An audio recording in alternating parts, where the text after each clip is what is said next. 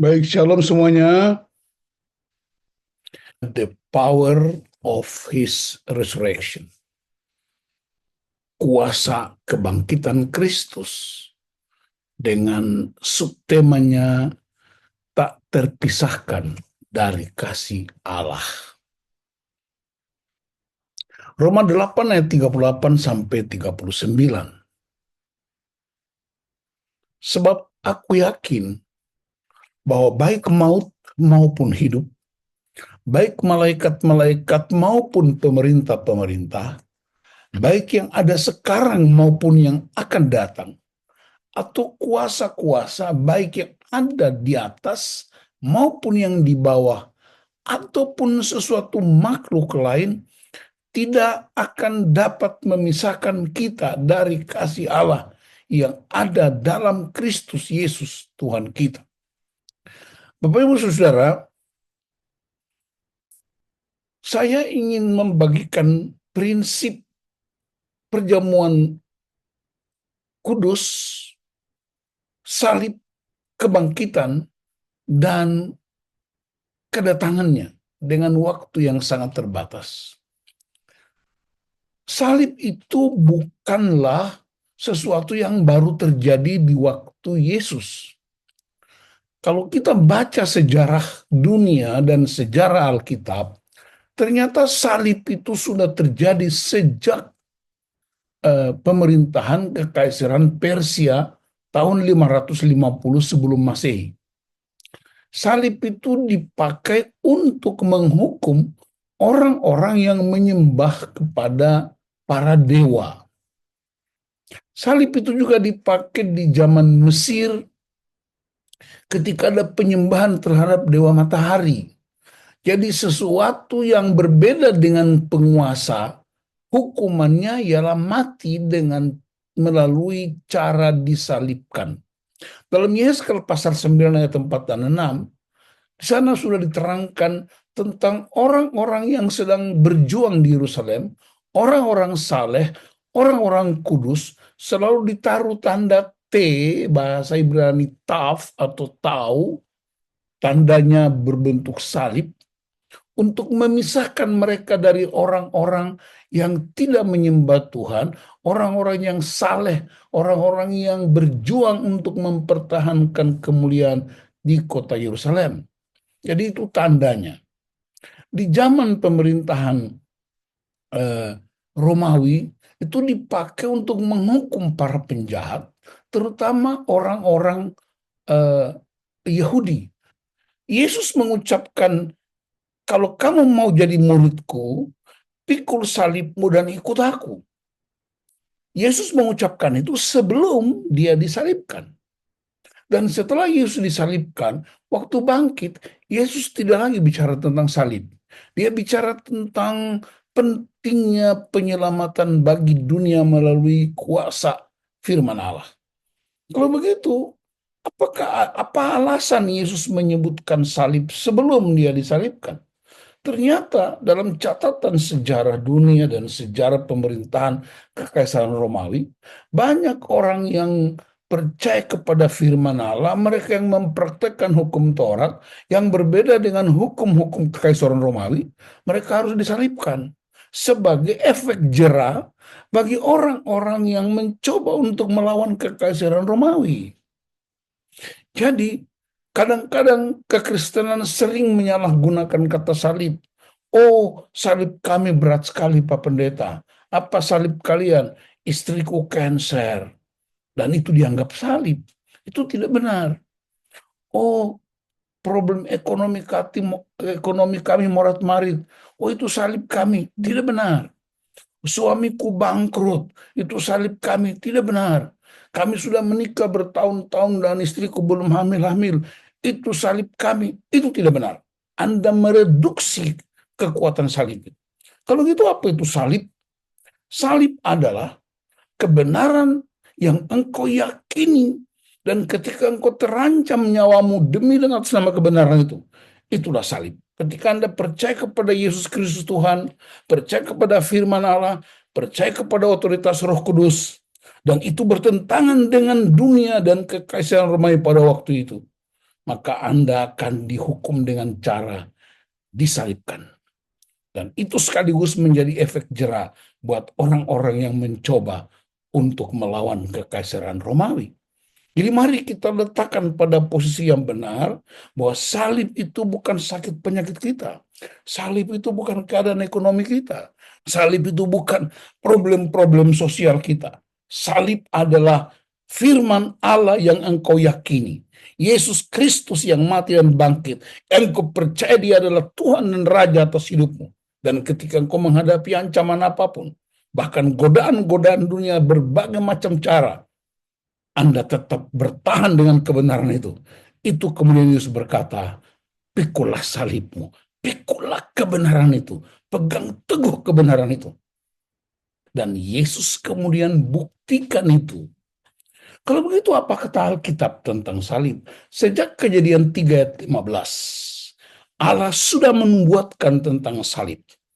Ketika perempuan itu berbicara dengan ular dan ada hukuman Tuhan, Tuhan menegur dengan begitu tegas dan keras, keturunannya akan meremukkan tumitmu dan keturunannya akan meremukkan kepalamu. Itu terbukti di salib kaki Yesus dipaku dan kepalanya dia ketika naik ke sorga. Sebelum Yesus disalibkan, iblis sudah selesai. Dan itulah sebabnya salib itu rancangan Allah, bukan rancangan manusia. Sekalipun manusia terlibat di dalamnya, supaya membuktikan bahwa manusia yang percaya Kristus akan hidup terus-menerus di tengah-tengah dunia dengan salib itu sampai dia datang kembali. Itulah kuasanya. Nah, perhatikan, Via Dolorosa adalah cara Tuhan memutus mata rantai kekerasan. Via Dolorosa memutus kejahatan. Via Dolorosa memutus dendam. Via Dolorosa adalah titik kulminasi kasih Allah bagi seluruh kegagalan manusia yang ditebus. Maka sebenarnya kebangkitan Kristus adalah pusat kehidupan, pusat kesaksian, dan iman yang terus-menerus hidup dan bertumbuh. Perhatikan di perjamuan kudus. Ya, di perjamuan malam itu Last Supper ada terjadi sesuatu yang menarik. Di sana ada pengkhianatan. Makan di meja makan sebenarnya orang bersahabat. Makan bersama di meja makan membangun relasi. Makan bersama di meja makan itu prinsip kekeluargaan, prinsip persahabatan. Tetapi 13 orang yang malam itu makan di Last Supper, ada satu yang berkhianat. Padahal di mulutnya sendiri Yesus pernah taruh roti dan anggur. Begitu menyakitkan. Bukan hanya ketika dia disalibkan, tapi ketika makan bersama. Saudara bisa bayangkan orang-orang yang kita latih, orang-orang kita didik, orang-orang yang kita makan, orang seranjang, ya, orang yang berjuang bersama-sama. Dia melakukan tindakan pengkhianatan. Peristiwa itu juga pernah terjadi sekitar tahun 44 sesudah Kristus, ya, yaitu seorang pria bernama Marcus Junius Brutus diangkat menjadi anak angkat Kaisar Julius Caesar karena senat begitu berkuasa untuk ingin jatuhkan Julius Caesar, maka kemudian mereka membayar Brutus untuk menikam papa angkatnya sendiri Julius Caesar. Dan itu mulai terkenal yang disebut kemudian Brutus tikam dari belakang. Sekalipun sebelum Julius Caesar mati, dia masih mengucapkan, Brutus, apakah engkau itu? Dan dengan teganya dia membunuh papa angkatnya. Demi dan atas nama kekuasaan, demi dan atas nama uang, demi dan atas nama jabatan. Jadi, mari kita periksa dengan sungguh-sungguh. Ketika kita merayakan Jumat Agung, ketika kita mengerti salib, ketika kita mengerti kebangkitan, ingatlah, saya menggunakan istilah, awas, ada Brutus di meja perjamuan komunitas. maka salib mestinya melenyapkan kekerasan. Maka Via Dolorosa mestinya melenyapkan kerakusan. Maka Via Dolorosa juga harus melenyapkan semua dendam. Apa yang sedang terjadi bangsa kita? Mari kita berdoa supaya bangsa kita terhindar dari kekerasan tindakan brutus. Keluarga-keluarga kita, gereja lepas dari kuasa brutus. Kebangkitan Kristus adalah pusat kehidupan. 1 Korintus 15 ayat 14. Tetapi yang kata Kristus tidak dibangkitkan, maka sia-sialah pemberitaan kami dan sia-sialah juga kepercayaan kamu. Semua nabi mati dan selesai. Hanya Yesus Kristus yang mati dan bangkit. Dia sebenarnya mati bukan lagi sekedar sebuah tindakan physically, tapi dia sedang masuk ke sebuah kuasa yang amat ditakuti, yaitu kuasa maut, kuasa kegelapan, kuasa yang begitu menakutkan. Yesus masuk dan menyelesaikannya dengan tuntas. Kebangkitan Kristus adalah kemenangan kasih atas kebencian, kegelapan, dan maut. Paulus bilang, saya ulangi lagi ayat ini, dalam Roma 8 ayat 38 sampai 39, sebab aku yakin bahwa baik maut maupun hidup, baik malaikat-malaikat maupun pemerintah-pemerintah, baik yang ada sekarang maupun yang akan datang, atau kuasa-kuasa, baik yang di atas maupun yang di bawah, ataupun sesuatu makhluk lain, tidak akan dapat memisahkan kita dari kasih Allah yang ada dalam Kristus Yesus Tuhan kita. Baik maut maupun hidup. Hidup dan mati bersama dengan Kristus. Tidak ada sesuatu pun yang bisa memisahkan kita dari Kristus. Ketika Allah menciptakan dunia, dia tidak melenyapkan gelap. Dia hanya memisahkan terang dari gelap. Supaya terang itu disebut terang karena ada kegelapan. Dan Yesus pernah berkata kepada orang-orang percaya, kepada murid-muridnya, kamu adalah, you are the light, kamu adalah terang. Dan dunia ini butuh terang karena mereka sedang dalam kegelapan. Terang itu adalah terang Kristus. Baik malaikat maupun pemerintah-pemerintah. Pemerintah di sini bukan pemerintahan Republik Indonesia, bukan pemerintahan negara Amerika Serikat, tapi kuasa-kuasa yang berkuasa mengeliling berbagai macam kebutuhan-kebutuhan hidup sehari-hari. Kuasa-kuasa yang bekerja, rule of the game, yang diciptakan oleh tangan-tangan manusia, yang dilakukan dengan sadar dan sengaja. Dan kita sekarang saksikan di mana-mana. Jenis kelamin yang ketiga udah muncul. Padahal Alkitab hanya menjelaskan hanya 2 jenis kelamin, male and female. Di luar itu dari setan, kata Alkitab. Perceraian terjadi di mana-mana. Korupsi bahkan masuk di pimpinan-pimpinan gereja. Itu menunjukkan bahwa ada kuasa-kuasa yang bukan main. Dapat mengalahkan siapapun. Tetapi firman Tuhan mengingatkan kita untuk tahun ini dan tahun-tahun yang akan datang. Tidak ada satupun kuasa yang bisa memisahkan kita dari kasih Allah. Apakah itu pandemi, radikalisme, intoleransi, kebencian, iri hati, semua kuasa itu takluk. Tidak dapat memisahkan kita dari kasih Allah yang ada dalam Kristus. Mengapa? Karena Allah itu kasih. Paulus menyebutkan dalam Efesus 3 ayat 18, kasih itu tinggi, dalam, panjang, dan lebar.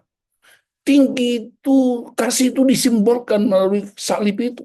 Tinggi artinya kuasa itu betapa mulia, almighty, tidak dapat dijangkau oleh apapun. Dalam artinya sedalam-dalamnya kejatuhan kita. Sedalam-dalamnya kehancuran sebuah negeri. Ketika orang menghampiri salib itu, pasti dipulihkan kembali. Dia panjang sabar terhadap semua orang yang brutus, yang melakukan kejahatan. Dia lebar terbuka untuk siapa saja, karena begitu besar kasih Allah akan dunia ini. Yohanes 3:16. Di Taman Getsemani ada doa. Di Taman Eden, manusia jatuh ke dalam dosa. Adam dan Hawa mengulurkan tangannya dan mengambil buah melanggar kebenaran Allah. Tapi di Taman Getsemani, Yesus mengulurkan tangannya dan mengambil cawan yang pahit itu untuk menebus Taman Eden dengan segala kejahatannya. Dan kita sedang berjalan bersama-sama menuju taman yang indah, kota Yerusalem baru, di mana Dia akan datang dan bersama kita berkuasa memerintah di bumi untuk selama-lamanya. Via Dolorosa menjadi kekuatan pengubah. Saya percaya sehebat kejahatan apapun, buruk-buruknya sebuah negeri, kalau orang berjumpa dengan salib Kristus, pasti ada perubahan, pasti ada kemenangan. Kita lihat beberapa tokoh di Alkitab seperti Saulus yang menjadi teroris jiwa ketika dia berjumpa dengan Kristus dan salib itu. Dia mengalami yang disebut penerobos jiwa. Seorang Filemon, seorang majikan yang jahat, ketika dia berjumpa dengan salib itu, dia menjadi majikan yang bersahabat. Seorang Onesimus, budak yang bandel, ternyata ketika dia berjumpa dengan Kristus, bahkan dia ditetapkan jadi uskup di Efesus. Jadi kejahatan macam apa yang tidak bisa diselesaikan di salib? Kesalahan macam apa yang tidak bisa dibereskan? Keterpurukan macam apa yang tidak bisa diselesaikan di salib? Saya percaya dan saya berdoa Anda semua juga percaya. Orang bilang Indonesia gelap. Biarlah dunia yang bilang orang gelap, Indonesia gelap. Tapi kita anak-anak Tuhan, berdiri atas nama firman Allah, berdiri di bawah kaki salib Kristus, dan darah itu tertumpah di Indonesia. Dan kita berkata, Indonesia pasti mengalami kemenangan.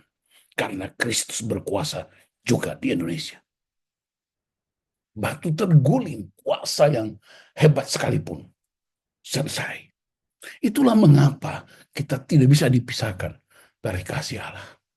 Saya ingin menyaksikan seorang pria di Skotlandia namanya Mr. Hugh Kennedy. Ya, ketika menjelang ajalnya, dia minta Alkitab karena tidak bisa melihat lagi. Maka dia minta dibukakan Roma 8 ayat 38 sampai 39 tadi, dan dia minta jarinya diletakkan dalam kata-kata itu. Kata-kata aku yakin, baik maut maupun hidup, dan seterusnya. Lalu dia bertanya, apakah jariku sudah diletakkan di atas kata-kata itu? Anak-anaknya menjawab, sudah Pak. Maka kemudian beliau berkata, sekarang semoga Allah besertamu anak-anakku.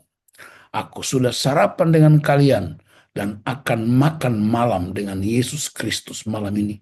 Lalu dia pun meninggal dunia. Warisan Kennedy ialah baik maut maupun hidup. Apapun kekuatannya, tidak dapat memisahkan kita dengan kasih Allah. Paulus bilang, we are more than conquerors. Kita lebih dari pemenang karena Kristus adalah pemenang sejati dan sempurna. Pertanyaan retoriknya, apa artinya kebangkitan Kristus bagi kita? Di dunia ini tidak ada sesuatu yang permanen. Kekecewaan tidak permanen karena ada jalan keluar. Kesedihan juga tidak permanen karena ada jalan keluar. Kedukaan juga tidak permanen karena ada jalan keluar. Bahkan kematian sekalipun juga tidak permanen karena Kristus bangkit dan menang. Ini saudara yang mungkin kecewa terhadap pasangan Anda, kecewa terhadap orang lain, bahkan mungkin kecewa sama Tuhan. Dengar saya beritahu, solusinya permanen. Salib dan kebangkitan. Ada dua anak muda di New York. Ya, malam itu mereka dua diputus pacar mereka. Peristiwanya berbeda, tapi malam yang sama. Satu pria naik ke mobilnya, dia naik ke jembatan Brooklyn, kemudian dia terjun dengan mobilnya dan mati. Tapi satu pria lagi dia kembali ke apartemennya, lalu kemudian dia merenungkan sesuatu, lalu dia menulis sebuah lagu. Besok pagi dia datang ke studio, dia serahkan lirik lagu itu, dan lagu itu diterima, dan dia dibayar jutaan dolar. Lagu itu terkenal sampai sekarang. Lagu itu berjudul Good Night Irene. Menunjukkan bahwa kekecewaan ada jawabannya, ada solusinya. Kedukaan ada solusinya. Bahkan sekali lagi kematian juga tidak permanen. Karena kebangkitan Kristus mengalahkan kematian. Bagian kita ialah mari kita terlibat aktif dalam amanat agung dari Yesus yang menang itu. Waktu dia bangkit, dia tanya murid-murid, dia datangi murid-murid, dia datangi Thomas, dia datangi Petrus, dan dia berkata damai sejahtera bagi kamu. Itu artinya semua kekecewaan, ketakutan, kecemasan, kekhawatiran, ada damai sejahtera Allah yang melampaui segala akal itu. Dan dia bersama kita di bumi untuk selama-lamanya. Karena itu saudara, kebangkitan Kristus bukan sebuah euforia. Kebangkitan Kristus bukan sekedar kenangan. Kebangkitan Kristus membuat kita pergi memberitakan keselamatan bagi bangsa-bangsa. Jadikan semua bangsa muridku, dan ingat, aku menyertai kamu senantiasa. Hari ini juga kita bersyukur kepada Tuhan karena Bapak kita, Opa, ya, saya menyebutnya Bapakku yang luar biasa. Waktu saya jadi sekretaris umum pengurus pusat GMKI tahun 92, beliaulah narasumber buat kami, dan terutama beliau juga membimbing dengan cara yang silent. Dia nggak banyak cakap, tapi gayanya menyapa, diamnya luar biasa, tatapan matanya, senyumnya membuat saya juga punya keputusan. Akhirnya kami mengambil keputusan. Saya orang dari Ambon, istri saya orang Kalimantan, kami memutuskan untuk menikah di Surabaya dengan harapan Pak Frans dan Ibu menjadi orang tua kami. Karena teladan yang dia nyatakan dalam pelayanannya buat gereja, buat banyak orang, buat universitas. Dia lahir bukan sebuah kebetulan. Dia lahir dari rancangan Allah. Dia pelayanan, dia mengabdi bagi bangsa. Dan salib itu menjadi kekuatan. Tapi yang paling penting yang saya selalu ingat dari beliau, tidak cukup merenungkan salib, tidak cukup merenungkan kemenangan. Tapi ingat, kita sedang menyongsong kedatangan Kristus. Legasinya Pak Frans menjadi kekuatan iman buat kita untuk terus hidup dalam kemuliaan Tuhan.